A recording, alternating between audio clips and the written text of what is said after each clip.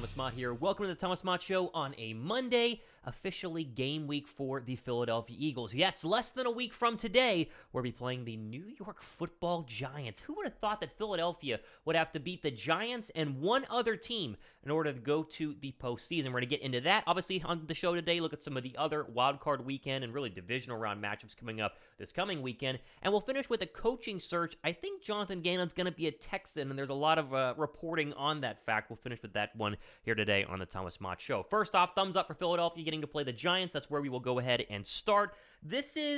It's a surprise, but it's not really a surprise, right? Now, let's just be very, very clear about this. The Vikings are not that good of a football team. Everybody knew that. We knew that in week 2 when we filled them on Monday Night Football, like years ago. But we all knew the Vikings were not that legit. I'm honestly pretty glad we're playing the Giants, not because I don't think the Giants are good. I think they're a very good football team. I think Daniel Jones, Saquon Barkley are very, very dangerous. Some of those receivers played very well yesterday. But now you get the chance to play your divisional opponent, who you know very, very well, and you absolutely destroyed in Week 14. And there's a good chance Dallas can win tonight and then go on the road and maybe give the 49ers a run for their money.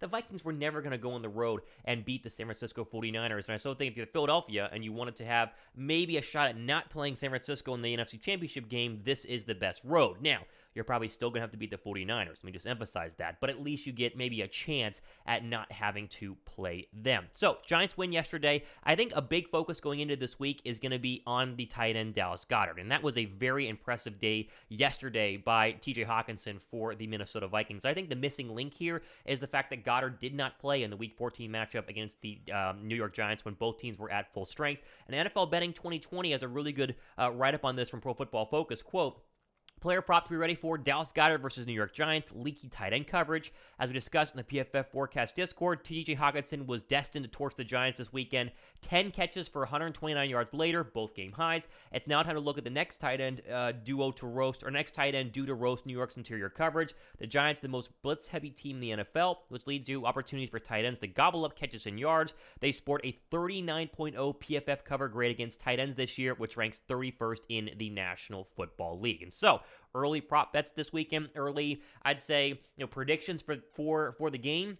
A lot of blitzes from the Giants. No shocker there. That's what Wink Markhamdale does. But Dallas Goedert could be a big-time X factor here. And you know that Philadelphia is going to try to go ahead and get him the football as early and often as possible. Let me just say this. The week is going to change a lot. We'll have plenty of updates this week. Try to do some live shows this week as well. My initial thoughts on the Giants, as I said earlier, they did a divisional game. Divisional games are always tricky, but Philadelphia should win this game. This is not a better football team than the Philadelphia Eagles. Now, they're hot, but they come in for their third straight road game. Philadelphia comes in very healthy, as we have talked about. They will have Lane Johnson. Jalen Hurts has been throwing. He was throwing last week. I think this early on is going to be a nice win for the Philadelphia, and they should be able to go ahead and, I think, get the W against the New York Football Giants. Now, let's quickly go ahead and turn over here to tonight's matchup. Cowboys and Buccaneers is your final NFL Super WildCard Weekend game. Friends at FanDuel have a great promo for you guys down below. Check out my link to bet on this one. Dallas minus 2.5. How much as I would like the Dallas Cowboys to choke in this football game, just due to the fact that I'm an Eagle fan, and so obviously we root against the Dallas Cowboys, I don't see them doing it. I think they beat the Bucs, and then they go to the San Francisco 49ers and probably get killed in the divisional round. That's my best bet. Now, Tom Brady, Tampa Bay, never count them out, never bet against them, but I would be really interested in Dallas minus 2.5 with a FanDuel promo. Go ahead and check the one out down below right now.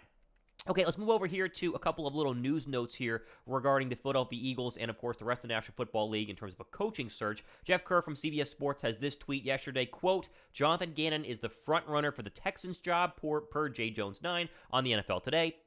Texans have interviewed Gannon 3 times in the last 13 months. Hashtag Eagles, hashtag fly, Eagles fly. We forget the fact that Gannon did have 2 interviews with the Texans last year. It seemingly was going to be Jonathan Gannon until it wasn't Jonathan Gannon. They might not announce it this weekend because Philadelphia trying to focus in on the divisional round and the NFC Championship game, but don't be surprised if Gannon has a deal in place right now for the Houston Texans and they're waiting for the right time to make that announcement. Now, that's going to come with, a lot of mixed feelings from Eagle fans. A lot of people don't like Jonathan Gannon. I've said so myself. A lot of his coverages are very odd. A lot of his schemes can be infuriating sometimes. But at the same time, Jonathan Gannon has had one of the best defenses statistically the last 2 years in the National Football League. And this year, he has the league-leading team in sacks. They have a bunch of takeaways, and they beat basically everybody, except for a couple of teams here and there putting up points on them. And so my big question now is who is the replacement? Because Vic Fangio's name It's thrown around a ton. Everybody and, their mother assumes it's going to be Vic Fangio. But if it's not, who's going to be that next hire for Philadelphia to take over what will be, regardless of what happens this year, it's still a very good defense in 2023. All right, final story here on a shorter edition of the Thomas Mott Show. Some more candidates. Talked about this on the, I think it was Friday or Saturday show, but wanted to update you guys in terms of some in-house coordinators who are being interviewed other places. This is what happens when you're the number one seed. Your coordinators get a lot of interviews. We mentioned, again, Bleeding Green Nation, Denard Wilson is interviewing with the Browns. He's the Eagles defensive passing game coordinator and DB coach. He is officially being interviewed for their defensive coordinator job. And they also, interviewed Eagles former defensive coordinator Jim Schwartz, according to this article here, as well as Brian Flores. So a lot of people are being hunted for that job up there with the Cleveland Browns, but there's a chance Philadelphia could lose one of their better, I'd say, coordinators in terms of Denard Wilson. Now, there are also some ideas that the Jets are looking at some Eagle assistants. Remember, there's some tie there to the Jets GM, obviously formerly with the Philadelphia Eagles. Ian Rappaport mentioned, quote, the Eagles quarterback coach Brian Johnson and Eagles consultant Marcus Brady are both strong candidates for the New York Jets offensive coordinator job. Johnson deserves some level of credit for the way that Jalen Hurts has dramatically ascended from year 2 to year 3. Not unlike Wilson, he's also impressed during rare media appearances. Johnson's track record goes beyond working with Hurts. He oversaw Kyle Trask development at Florida, and he worked with Dak Prescott at Mississippi State. It would not be surprising to see former Eagles executive and current Jets general manager Joe Douglas go after a member of the Philadelphia coaching staff. Eagles might want to retain Johnson by promoting him to offensive coordinator, whereas Wilson seems like an obvious in-house candidate to replace Gannon. However, Johnson might not be the guy to replace Steichen. The Eagles could look to move Kevin Patullo, who is Nick Sirianni's right-hand man, into that role. The Eagles could look to move there's also Brady, who, unlike Johnson, has NFL offensive coordinator experience. So, a lot of stuff going on here, and then they update the Jets interviewed Kevin Patullo for their OC job as well, and will interview Marcus Brady. So a lot of Eagle coaches are getting interviews right now. Now, there's no guarantee. Just because you're getting an interview doesn't mean you're going to go ahead and get the job. A lot of teams will cast a very wide net. They'll interview a bunch of people, and sometimes they'll pick some random names who might have interviewed well. This happens in the corporate world, too. I mean, you might not know what you're doing for the job that you're interviewing for. You interview well, hey, come on down. We'll see if we can make it work. So we'll keep an eye on this. I was surprised to not see any sort of update this weekend. Obviously, with the bye week, it was a good time to do the interview, but I think teams are going to take a little bit longer to make sure they get the right man. And so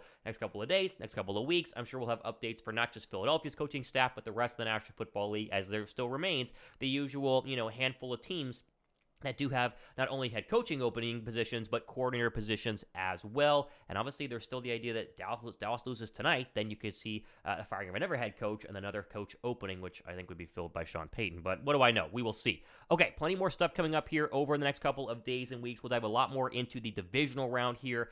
Quickly, if you want my very quick thoughts on the divisional round, Jags, unfortunately, they have no chance against the Chiefs. We love Doug Peterson, not a chance. I like Philadelphia to win by 10 against the Giants. I think the Bengals are going to crush the Bills. Buffalo looked terrible yesterday. They should have lost that football game. Josh Allen, a little too, careless with the football. And the Bengals struggled yesterday, but I think the Bengals are going to win that one. And I'll take the 49ers over whether it's Dallas or the Tampa Bay Buccaneers. It really does not matter. All right, I'm Thomas Mott. Subscribe for more updates. This is Thomas Mott Show.